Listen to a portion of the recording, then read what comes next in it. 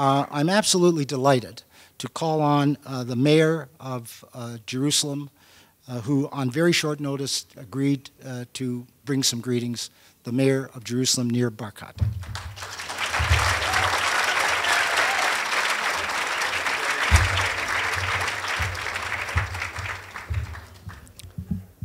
If you could do this in a few days, Jerry, I think I have a job for you. Getting the world to come over and see themselves. And I'd like to welcome Ambassador Vivian Berkovici, which is with us. Wonderful to see you again. Our dear friends from the Canadian Parliament, thank you. It's a big honor for us to host you here. I'd like to welcome Effie Stenzler from Israel, from JNF, KKL in Israel. And all of you folks, it's a big, big honor for me to greet you. They say that when the going gets tough, the tough get going. And indeed, you're the first big mission after Mayor Bloomberg, a one-man gang, that has arrived in Jerusalem as a solidarity mission. And it is very, very clear to me who our best friends are. By being here, you've demonstrated who the best friend of Israel is.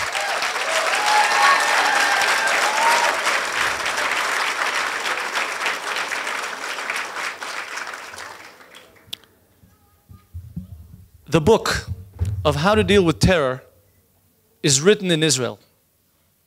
Now, the world doesn't really understand how to deal with terrorism.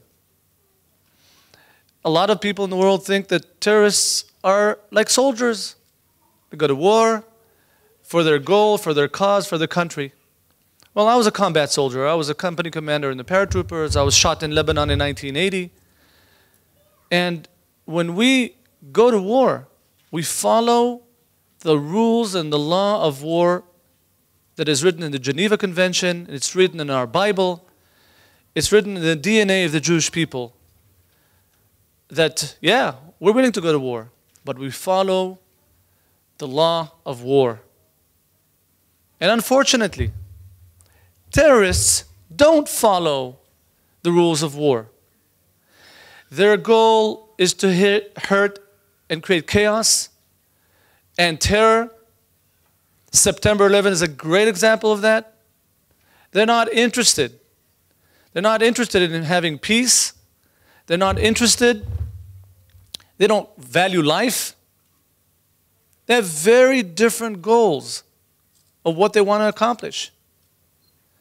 And throughout the years, we see how Israel is creating better, using our brains and our brave soldiers, better and better technology to defend ourselves from the terrorists, better and better technology to target the terrorists, pinpoint to them, and with minimal collateral damage as possible to innocent civilians. And the rules of how to deal with terror are actually written here. Now, terror is not only a problem of Israel, it's a growing problem for all democracies all over the world. And people have to understand that what we're dealing with is a different category of fighting with cruel, vicious terrorists that are not interested in peace the way we are, the way the modern world is. When you think of Al-Qaeda as a good example, I don't remember the US administration seeking to sit down and do peace with Al-Qaeda because they're not interested in peace. Similar with the Hamas terrorists. Their charter is to kill and destroy Israel.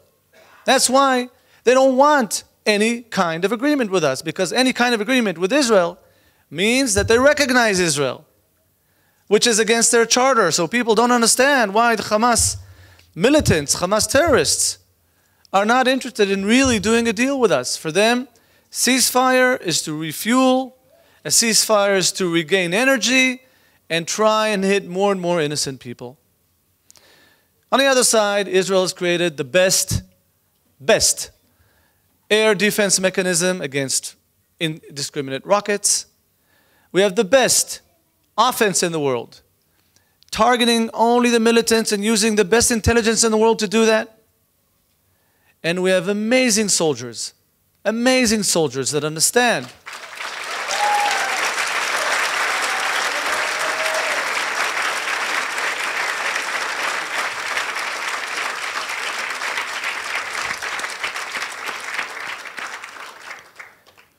They very well understand that they're really defending Israel.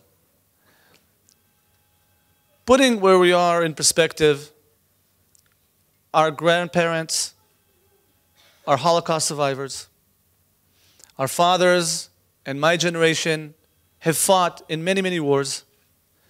And now the generation of young soldiers understand that they're leading Israel's defense, very clear understanding that what we're learning and sharing with our friends in America, Canadian government, the US of A, and other friendly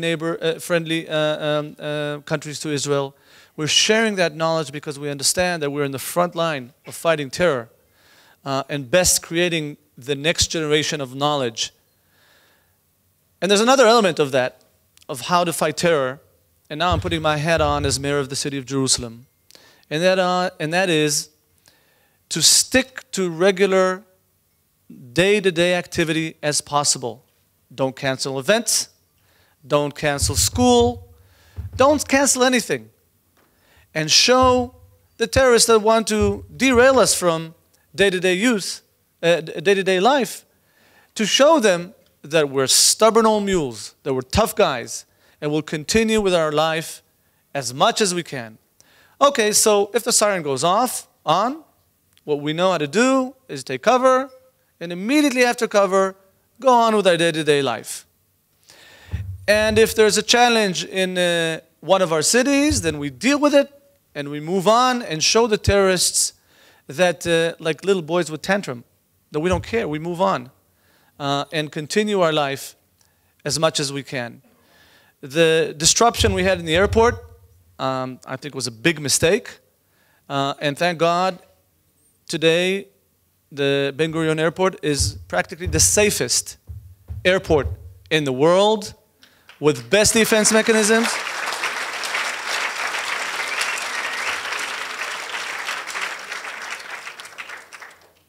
And naturally, if, God forbid, there was a rocket targeted to the airport, we know how to take it down. It's the safest place in the world if you take everything into account. And last but not least, I want to share with you a few words about our city, Jerusalem. We've calculated, I've just been in the States and Canada a few months ago, and I shared with our friends that if you take crime rates, murder rates, for example, unfortunately, practically all major cities in the world have, unfortunately, some murders. The murder rate of the city of Jerusalem, when you take crime and terror together, is 1/8 per capita. You normalize it to the number of people, of course.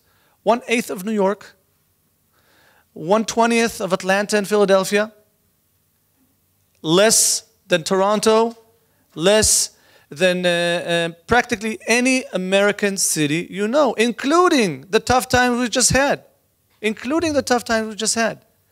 So basically, when I fly to America, I pray to come back safely to my city, Jerusalem.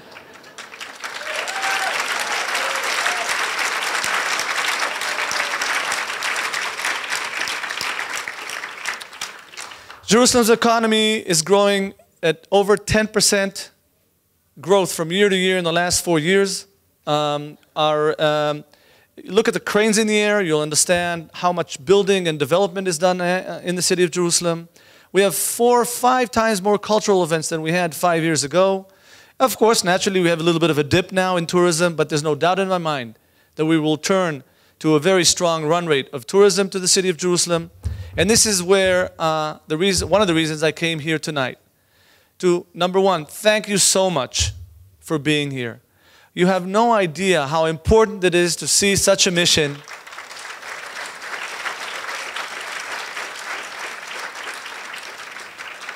Come to support us. You should know, I'm sure it's going to be in the news all over. I will definitely make sure people know that such a strong mission has arrived. It warms our heart and gives us a very strong sense of partnership and care of the Canadian people. The second point I'd like is feel the vibes in the city. Feel the vibes, how secure and safe it is. Take the truth back you home. Share with people what you've learned, what you've felt here, the sense of security, the sense of identity. Look at how powerful our nation is, how communal the life in Israel is, how much people care for each other. Last week we had a funeral of a theoretical lone soldier, Max Steinberg, that came from Los Angeles. The night that his parents came just before the funeral, they told me they don't have a lot of friends in Israel. That's why they were considering maybe burying Max back home in Los Angeles. They didn't anticipate 35,000 people in the funeral and so many people knocking on their door to show the support and love and care. Every, God forbid, funeral we had 10 soldiers buried, the last 3 yesterday here in Jerusalem, fighting and protecting Israel. We had thousands and thousands of people come and show their deep care and love. And the families of the murdered soldiers, the ones that were killed in war, and the families all over the hospitals are supporting the national goal, the national cause, the national government. And I don't remember Israel so unified together after our soldiers defending the residents of the city of Jerusalem. And when you feel that, take that back home with you as well. So for me, thank you.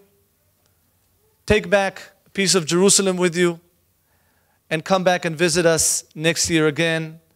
Toda rabba. God bless you all. Thank you.